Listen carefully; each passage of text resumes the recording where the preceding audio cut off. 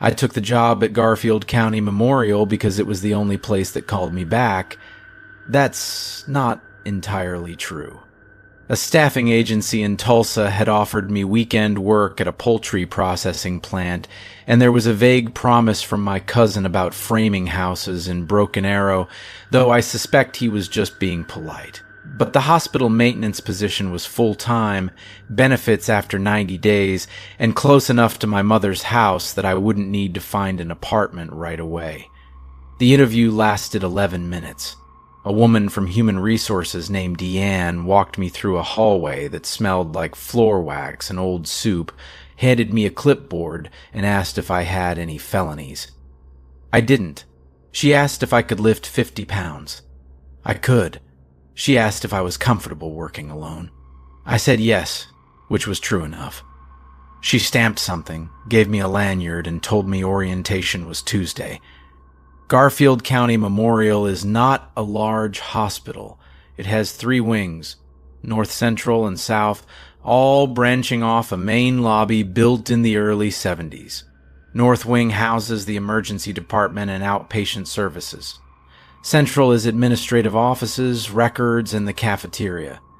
South Wing is the oldest section, originally built in 1953 as the Garfield County Convalescent Home, a long-term care facility that was absorbed into the hospital when the main building went up. It has 4 stories. Floors 1 and 2 are active, a small rehabilitation unit, and a geriatric ward. Floor 3 has been closed since 2014 due to budget cuts. Floor 4 is storage, mechanical equipment, and a few rooms that, as far as I could tell, hadn't been opened in years. My job was straightforward.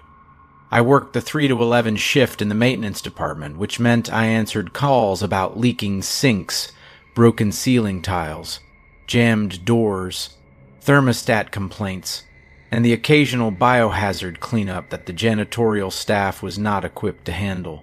My supervisor was a man named Dale Yoder, who had worked at the hospital for 22 years and spoke about it the way a farmer speaks about soil, with a mix of pride and exhaustion that made it hard to tell if he loved the place or simply couldn't imagine being anywhere else.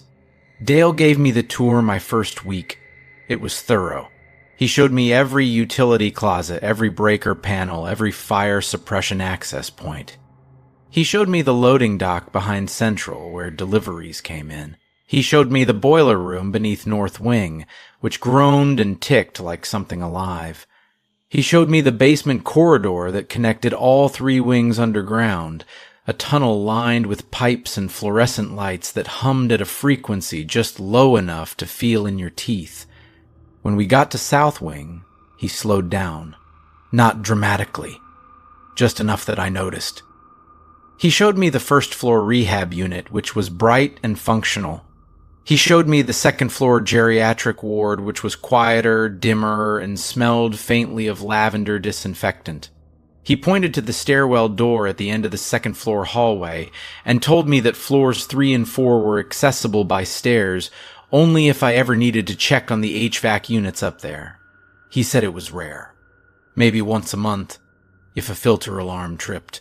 Then he said, as we passed it, the elevator in South Wing, it's old.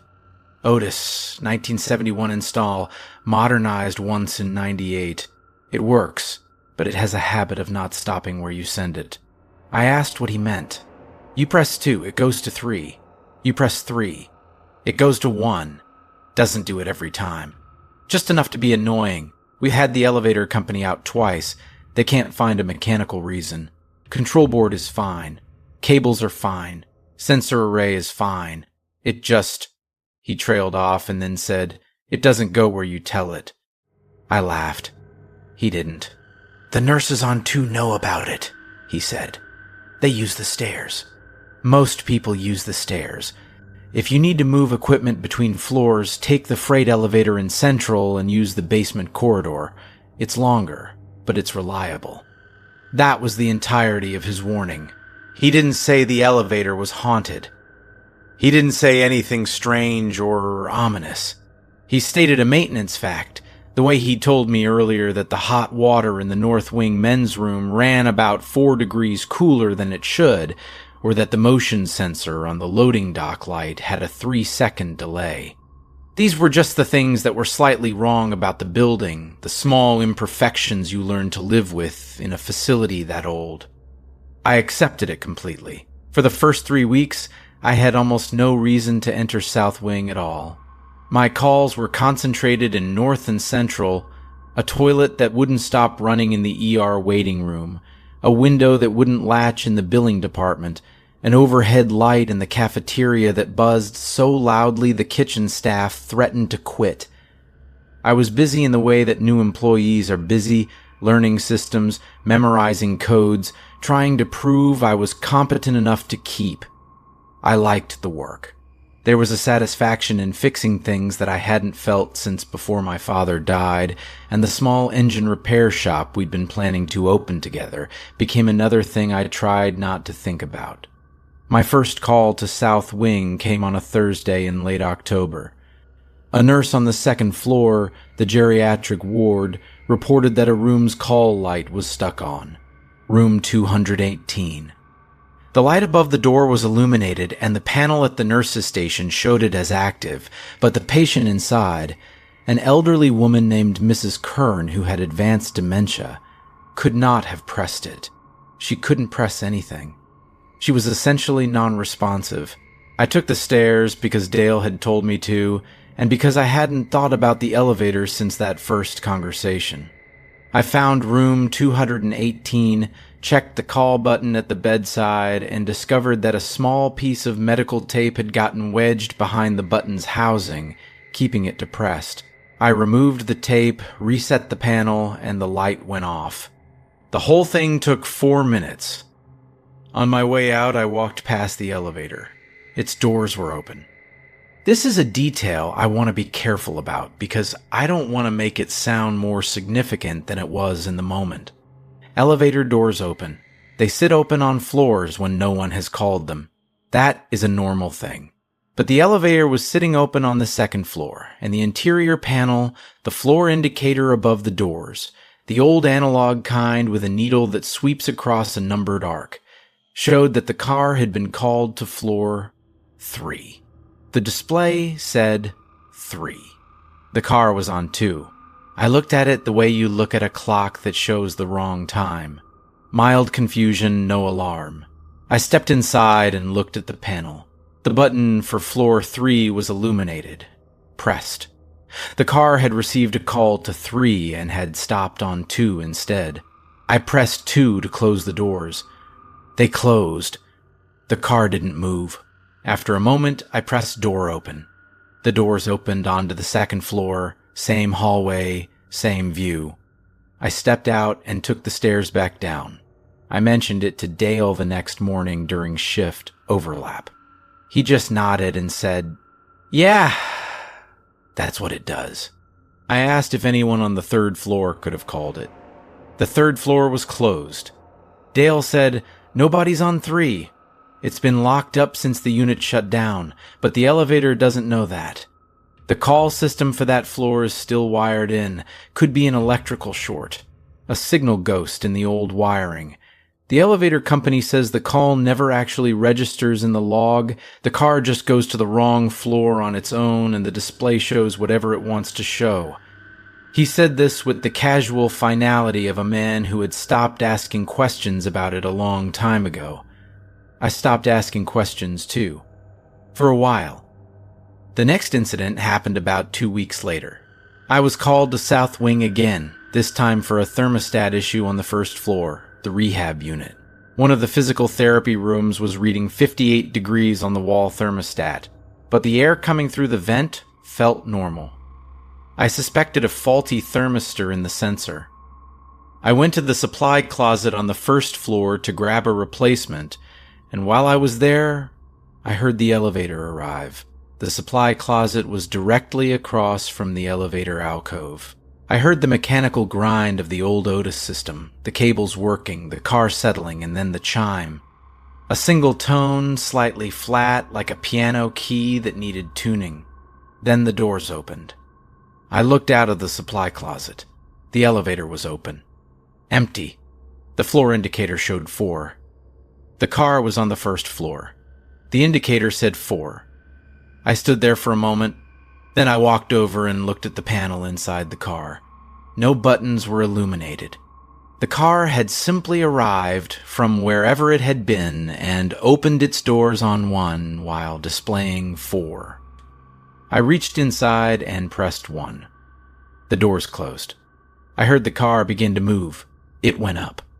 I watched the indicator needle climb. 2, 3, and then it stopped. The needle rested on 3. The doors did not open. After about 10 seconds, the car descended again, back to 1. The doors opened. The indicator now showed 1 correctly. I stared at it for longer than I should have. Then I went back to fixing the thermostat. That night, I couldn't sleep. Not because I was frightened. I want to be clear about that. I wasn't scared of the elevator. I was irritated by it the way you're irritated by a puzzle that doesn't follow its own rules. Elevators are mechanical systems. They have logic, a motor, a controller, a series of relays and sensors and limit switches. When they malfunction for reasons. A worn contact, a corroded wire, a misaligned sensor. The Otis service technicians had found nothing wrong. Dale had accepted this. The nursing staff had accepted this. Everyone treated it as a quirk. But I kept thinking about the indicator. The car goes to floor 2, but the indicator says 3. The car comes to floor 1, but the indicator says 4. As if the elevator believed it was somewhere other than where it actually was. Or as if it was telling the truth about where it wanted to be. I started paying closer attention after that. Not obsessively. I had plenty of other work. But whenever I was in South Wing, I would note the elevator's position.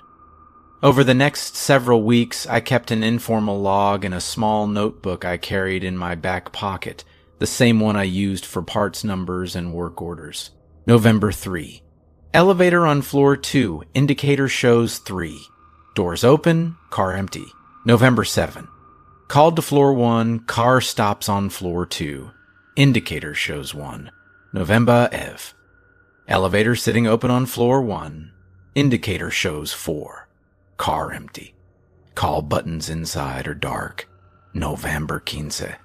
Nurse on floor 2 reports elevator arrived without being called. Indicator showed 3.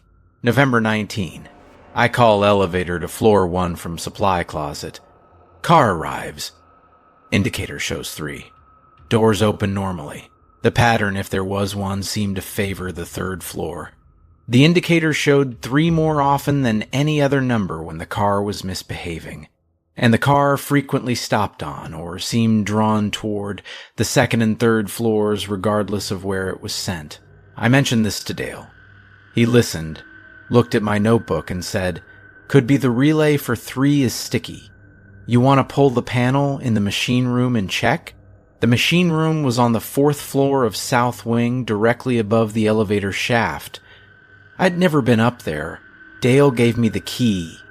A heavy brass one on a ring with a faded plastic tag that said SW11, and told me the machine room door was at the top of the stairwell, past the storage rooms. I went up on a Tuesday afternoon. The stairwell in South Wing was concrete and metal, industrial, and it got noticeably colder as I climbed past the 2nd floor. The 3rd floor landing had a fire door with a small wired glass window. Through it, I could see a hallway, dim but not completely dark. The emergency lighting was still active, casting a pale green wash over linoleum that looked like it hadn't been walked on in years.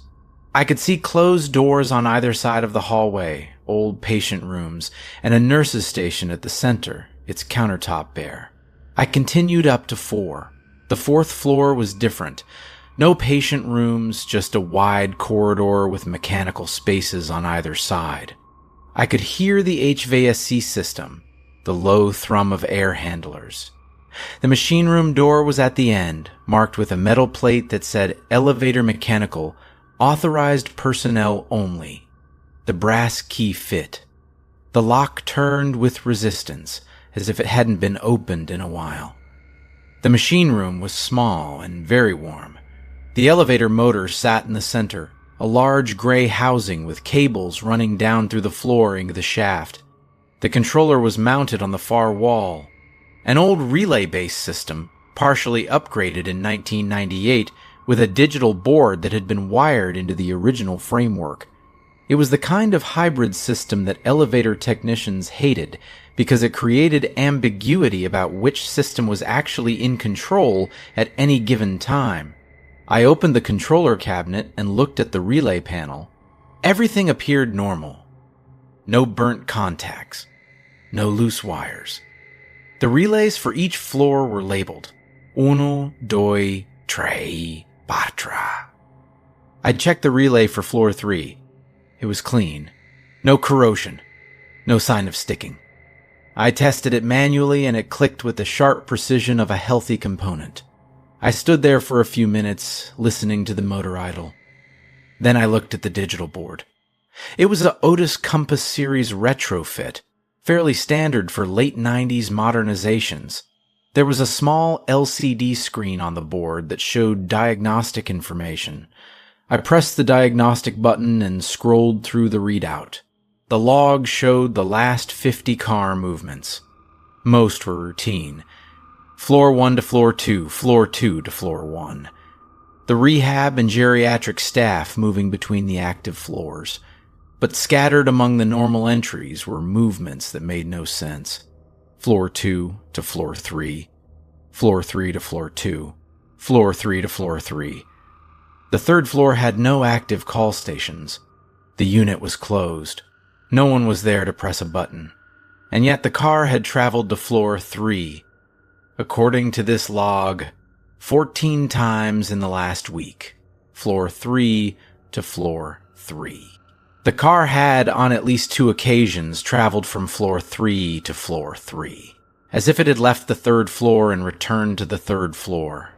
As if it had gone somewhere that the system could only describe as 3, because it had no other designation for wherever the car had actually been. I wrote the entries down in my notebook. I closed the cabinet. I locked the machine room and went back down the stairs. When I passed the third floor landing, I stopped.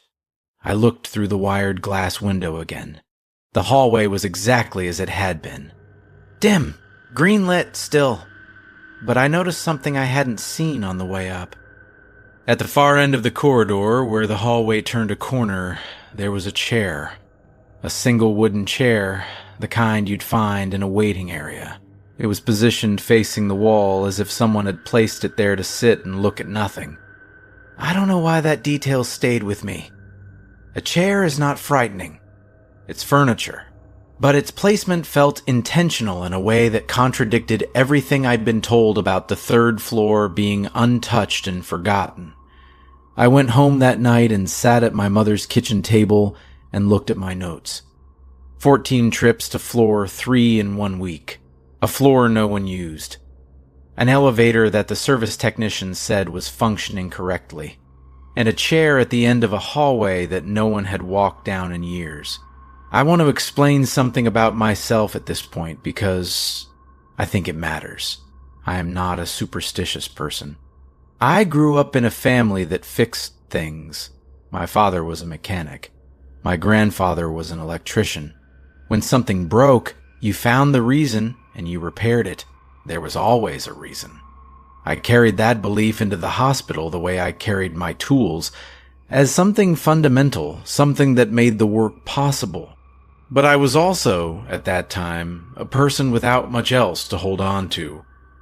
My father had been dead for 7 months. My mother's health was declining. I was 34, living in my childhood bedroom, working a job that was fine but not what I'd planned. I had too much quiet in my life, too many hours to think, and not enough things that needed me. The elevator gave me something to focus on. I realize that now. At the time, I told myself I was being diligent. I started going up to the third floor. The first time, I just opened the stairwell door and stood in the hallway. The air was cool and flat, The way air gets in spaces that haven't been circulated properly. The green emergency lights gave everything a subaqueous quality. I could see the nurse's station, the closed doors, and at the far end, the chair. I stood there for maybe 2 minutes, listening.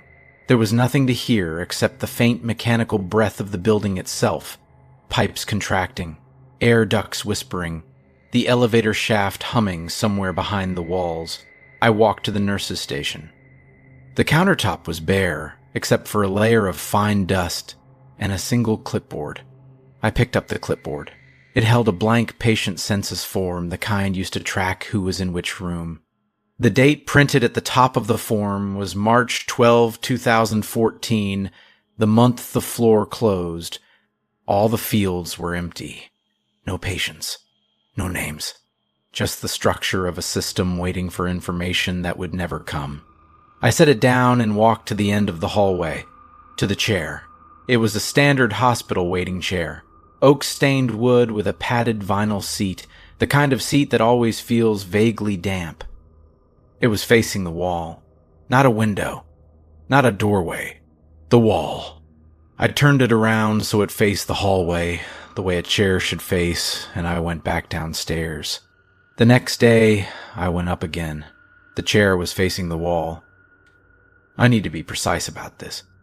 I had turned the chair to face the hallway. Approximately 16 hours later, it was facing the wall again. The same position, the same angle. I told myself that someone else had been up there. Maintenance, maybe, or a security guard on rounds.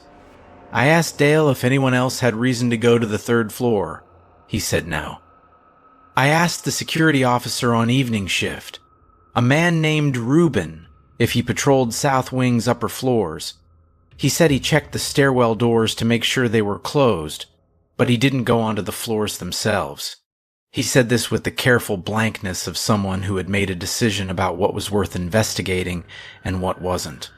I went back up that evening and turned the chair again. I also placed a small piece of masking tape across the bottom of the stairwell door where it met the frame. If anyone opened the door, the tape would break.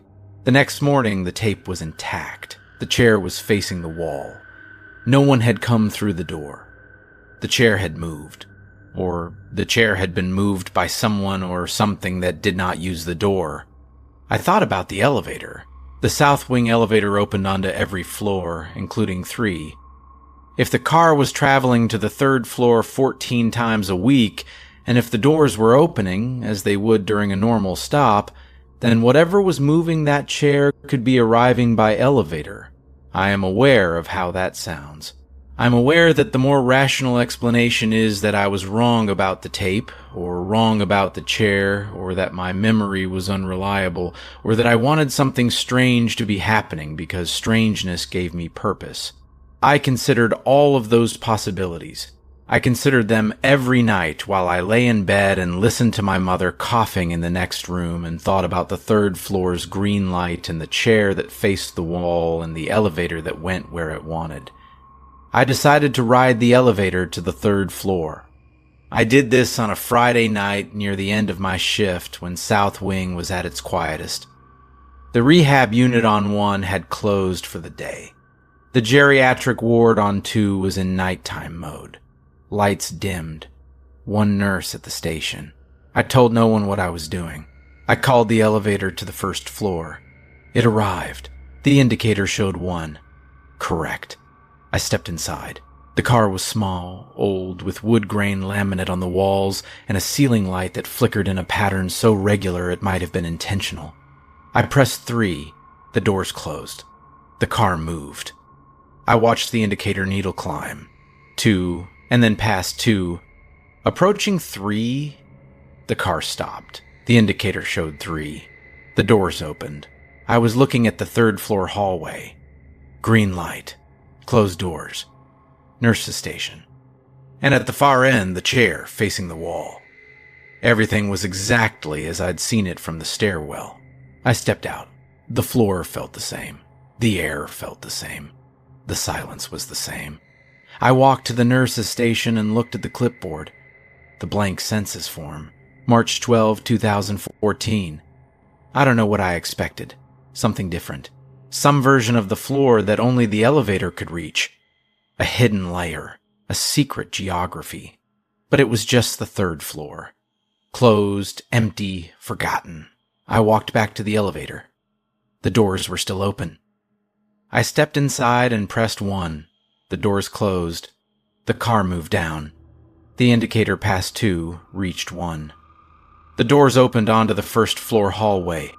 Normal. I stood there feeling foolish. The elevator had taken me exactly where I asked to go. No malfunction. No wrong floor. No mystery. I almost stopped investigating after that. I almost convinced myself that the relay log was a glitch, the chair was my imagination, and the elevator's misbehavior was nothing more than aging hardware in a building that should have been renovated decades ago. But then, 3 days later, I was checking a light fixture on the second floor of South Wing, and a nurse named Patrice said something to me. She was at the nurse's station, doing paperwork, and without looking up, she said, "You've been spending a lot of time up there." I asked where she meant. 3. I can hear the elevator going up past this floor. It used to only do it at night. Now it does it in the evenings too. I told her that I'd ridden it up once to check on something. She set her pen down and looked at me. She was a woman in her 50s, heavy-set, with the kind of direct gaze that comes from decades of working with people who can't always speak for themselves. "The patients hear it too," she said. "The ones who are still aware enough. Mrs. Kern in 218. She hasn't spoken a coherent word in 2 years.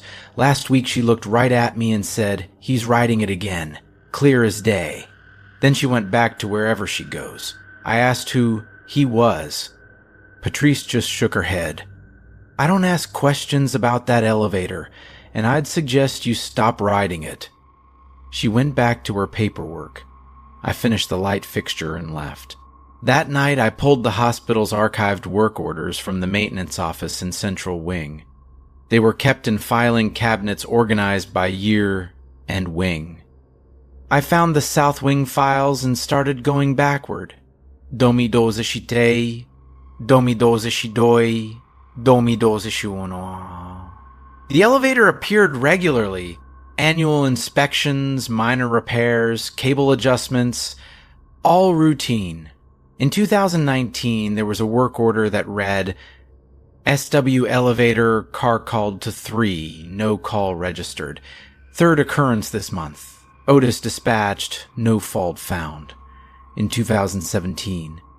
SW elevator indicator malfunction. Displays floor 3 regardless of car position. Resolved after power cycle. In 2016. SW elevator patient transport delayed. Car stopped on 3, doors would not open. Patient rerouted via central freight elevator. And in 2014, the year the third floor closed, there were 11 work orders for the South Wing elevator in a single month. October. 11. The descriptions were repetitive. Car traveling to floor 3 without input. Indicator error. Doors opening on 3 during transit.